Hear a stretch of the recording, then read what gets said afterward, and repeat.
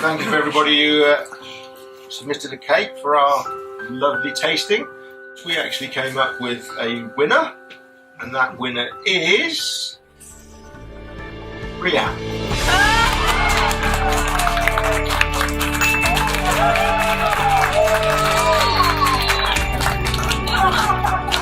So no, thank you for everybody who entered. Really, really appreciate it. These ladies are very, very grateful for what we raised today. Yes, thank you very, very much. So,